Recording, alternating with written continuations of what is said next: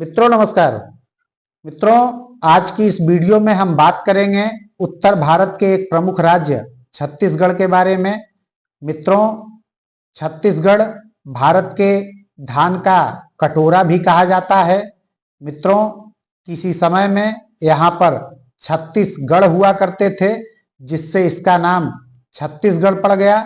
किंतु समय के साथ जब गढ़ों में परिवर्तन हुआ, यानी उनकी संख्या बढ़ी, उसके बावजूद इस क्षेत्र के नाम में कोई परिवर्तन नहीं हुआ और छत्तीसगढ़ नाम यथावत बना रहा। मित्रों, छत्तीसगढ़ भारत का एकमात्र ऐसा राज्य है जिसे महतारी यानी मां का दर्जा दिया जाता है। मित्रों, भारत में दो ऐसे क्षेत्र हैं जिनका नाम विशेष कारणों से बदल गया। एक तो मगध, जो बौद्ध बिहारों की अधिकता के कारण कालांतर में बिहार के नाम से प्रसिद्ध हुआ, और दूसरा दक्षिण कौशल, जो छत्तीसगढ़ों को अपने में समाहित करने के कारण कालांतर में छत्तीसगढ़ हो गया। मित्रों, यह दोनों क्षेत्र प्राचीन समय से ही भारत को गौरवान्वित करते रहे हैं। छत्तीसगढ़ कोई प्राचीन नाम नहीं है। इस नाम का प्रचलन 18वीं सदी में मराठाओं के शासनकाल में शुरू हुआ। सभी ऐतिहासिक शिलालेख, साहित्य और विदेशी यात्राओं के लेखों में इस क्षेत्र को दक्षिण कौशल ही कहा गया है। मित्रों, आधिकारिक दस्तावेजों में छत्तीसगढ़ का प्रथम प्रयोग 1795 में हुआ था। मित्रों, छत्तीसगढ़ वैदिक और पौराणिक काल से ही विभिन्न संस्कृतियों के विकास का केंद्र रहा है। यहाँ शैव, वैष्णव, शाक्त, बौद्ध संस्कृतियों का विभिन्न कालों में प्रभाव रहा है। मित्रों, छत्तीसगढ़ एक संसाधन संपन्न राज्य है। यह देश के लिए बिजली और इस्पात का प्रमुख क्षेत्र है। इस्पात के उत्पादन में यह देश के कुल स्टील का 15% उत्पादन करता है। मित्रों, छत्तीसगढ़ भारत में सबसे तेजी से विकसित राज्यों में से एक है। मित्रों, अगर छत्तीसगढ़ के इतिहास के बारे में हम बात करें तो छत्तीसगढ़ प्राचीन काल के दक्षिण कौशल का एक हिस्सा है और इसका इतिहास पौराणिक काल तक पीछे की ओर ले जाता है। पौराणिक काल का कौशल प्रदेश कालांतर में उत्तर कौशल और दक्षिण कौशल नाम से दो भागों में विभक्त हो गया। इसी का दक्षिण कौशल वर्तमान का छत्तीसगढ़ राज्य है। मित्रों, इस क्षेत्र के महानदी, जिसका नाम उस काल में चित्रोत्पला था। मित्रों, इस नदी का मत्स्य पुराण, महाभारत के भीष्म पर्व तथा ब्रह्म पुराण के भारतवर्ष वर्णन प्रकरण में उल्लेख काफी अच्छे से किया गया है। इसके अलावा मित्रों, वाल्मीकि रामायण में भी छत्तीसगढ़ के बीहड़ वनों तथा महानदी का स्पष्ट उल्लेख है। राम के काल में यहाँ के वनों में ऋषि मुनियों तथा तपस्वियों आदि आश्रम बनाकर निवास करते थे और यह माना जाता है कि वनवास के काल में भी प्रभु श्री राम स्वयं यहाँ पर आए थे। मित्रों, छत्तीसगढ़ का सरगुजा जिला मौर्य और नंद काल के सिक्कों की खोज के लिए उल्लेखनीय है। मित्रों, मौर्य और नंद युग के कुछ सोने और चांदी के सिक्के समीपवर्ती काल के अलकतरा और ठठारी से प्राप्त हुए थे। मित्रों, इतिहास में इसके प्राचीनतम उल्लेख की अगर हम बात करें तो 639 में प्रसिद्ध चीनी यात्री हेन स्वांग के यात्रा विवरण में मिलते हैं। महाकवि कालिदास की जन्मस्थली भी छत्तीसगढ़ में ही मानी जाती है। इसके अलावा प्राचीन काल में दक्षिण कौशल के नाम से प्रसिद्ध इस प्रदेश में मौर्यों, सातवाहनों, वकाटकों, गुप्तों, राजर्षि तुल्य कुल, सरभपुरीय वंशों, इसके अलावा सोमवंशियों, नलवंशियों तथा कलचुरियों का शासन था। इसके अलावा मित्रों, अगर हम क्षेत्रीय राजवंशों की बात करें तो छत्तीसगढ़ में क्षेत्रीय राजवंशों का शासन भी कई जगहों पर मौजूद रहा। प्रमुख क्षेत्रीय राजवंश बस्तर के नल और नागवंश, कांकोर के सोमवंशी और करवर्धा के फड़ी नागवंशी, बिलासपुर जिले के पास स्थित कवर्धा रियासत में चौरा नाम का एक मंदिर है जिसे लोग मंडवा महल के नाम से भी जानते हैं। मित्रों, इस मंदिर में 1349 ईस्वी का एक शिलालेख मौजूद है जिसको नागवंश के राजाओं की वंशावली जिस पर लिखी गई है। नागवंश के राजा रामचंद्र ने यह लेख खुदवाया था। इस वंश के प्रथम राजा अहिराज माने जाते हैं और इस क्षेत्र पर नागवंश का शासन 14वीं शताब्दी तक कायम था। मित्रों, अगर हम छत्तीसगढ़ के गठन की बात करें तो छत्तीसगढ़ राज्य के गठन के निर्माण में कई महत्वपूर्ण कड़ियां थीं जिनको हम आपको एक एक करके बताते हैं। सबसे पहले 2 नवंबर 1861 को मध्य प्रांत का गठन किया गया जिसकी राजधानी नागपुर बनाई गई और मध्य प्रांत में छत्तीसगढ़ सिर्फ एक जिला था। मित्रों, 1862 में मध्य प्रांत में 5 संभाग बनाए गए जिसमें छत्तीसगढ़ एक स्वतंत्र संभाग बना और जिसका मुख्यालय रायपुर बनाया गया। इसके साथ ही छत्तीसगढ़ में 3 जिलों रायपुर, बिलासपुर और संबलपुर का भी निर्माण हुआ।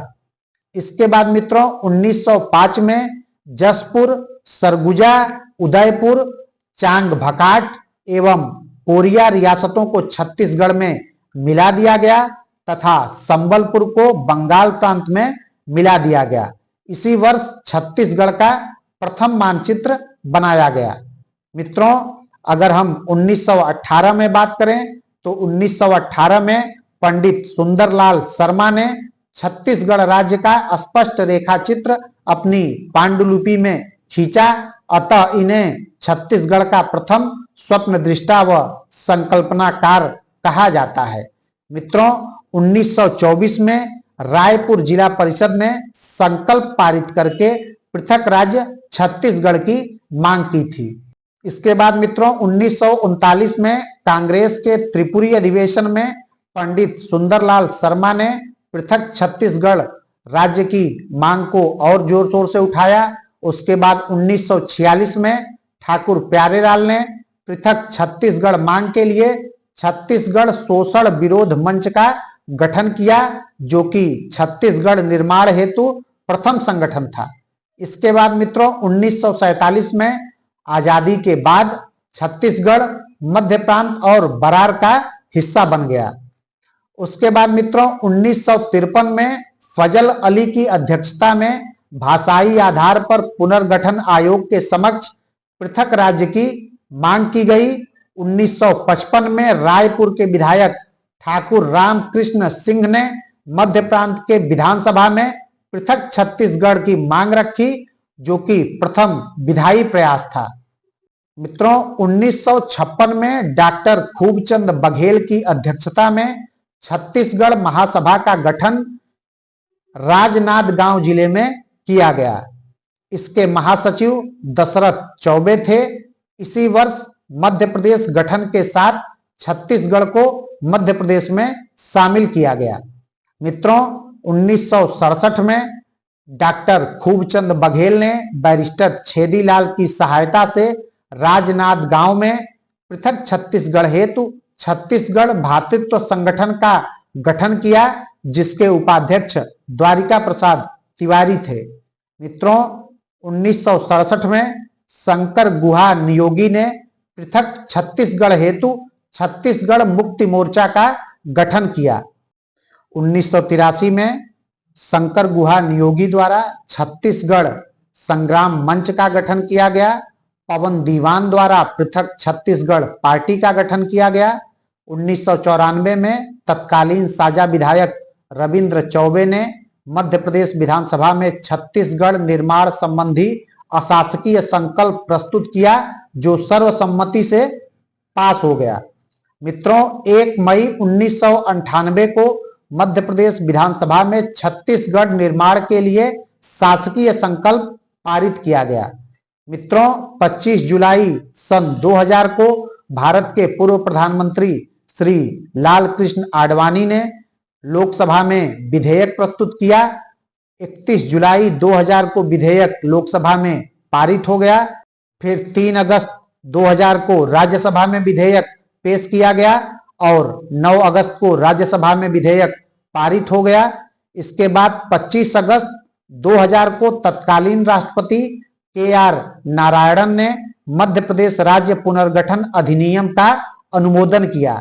इस प्रकार मित्रों 1 नवंबर सन 2000 को भारतीय संविधान के अनुच्छेद 3 के तहत छत्तीसगढ़ राज्य अस्तित्व में आया।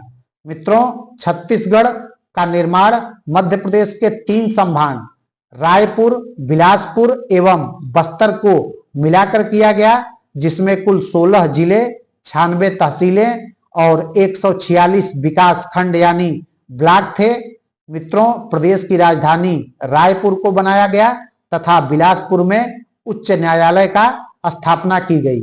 मित्रों छत्तीसगढ़ राज्य के गठन के समय यहाँ सिर्फ 16 जिले थे, लेकिन सन 2007 में, 2012 में, 2019 में और 2022 में कुछ नए जिले और बनाए गए, जिससे वर्तमान समय में छत्तीसगढ़ में कुल 33 जिले हैं। अगर हम छत्तीसगढ़ में कुल विधानसभा सीटों की बात करें तो छत्तीसगढ़ में कुल 90 विधानसभा की सीटें हैं, 11 लोकसभा की सीटें हैं और 5 राज्यसभा की सीटें हैं। अगर हम छत्तीसगढ़ के कुल क्षेत्रफल की बात करें तो छत्तीसगढ़ का कुल क्षेत्रफल 1,35,194 वर्ग किलोमीटर है।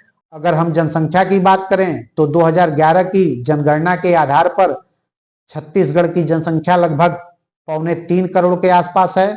मित्रों छत्तीसगढ़ के प्रथम मुख्यमंत्री अजीत जोगी थे और छत्तीसगढ़ के सबसे ज्यादा अवधि तक मुख्यमंत्री के रूप में सेवा करने वाले रमन सिंह थे, जबकि वर्तमान मुख्यमंत्री विष्णुदेव साय हैं।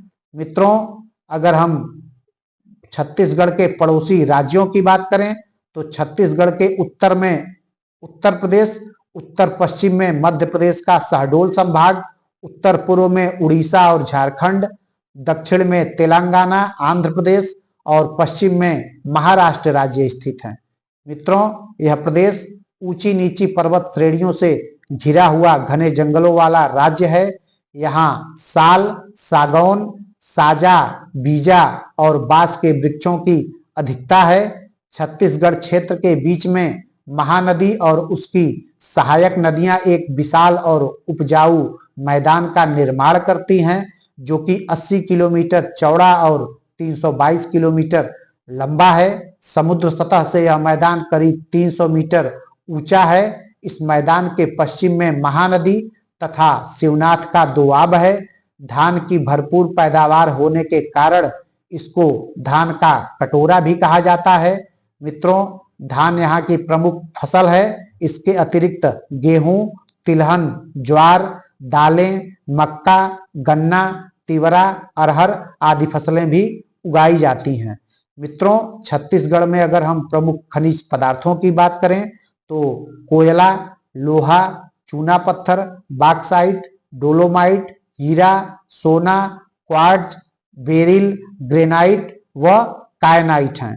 मित्रों अगर हम छत्तीसगढ़ के प्रमुख रेलवे स्टेशन की बात करें तो रायपुर में, बिलासपुर में, दुर्ग में, कोरबा में, राजनांदगांव में रेलवे स्टेशन स्थापित हैं। अगर हम प्रमुख हवाई अड्डों की बात करें तो रायपुर के अलावा जगदलपुर और बिलासपुर में भी अब हवाई अड्डों का निर्माण जारी है। मित्रों अगर हम प्रमुख शिक्षण संस्थानों की बात करें तो गुरु घासीदास विश्वविद्यालय बिलासपुर, इंदिरा गांधी कृषि विश्वविद्यालय Raipur, IIT Bhilai, NIT Raipur, IIM Raipur.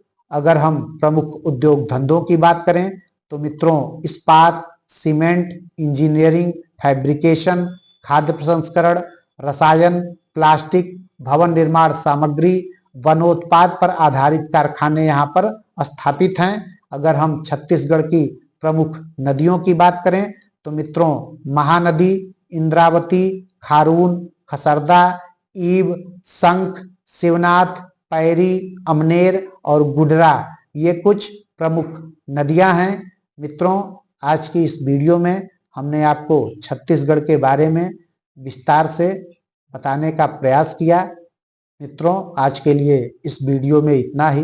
मिलते हैं कल किसी और वीडियो में। तब तक के लिए नमस्कार।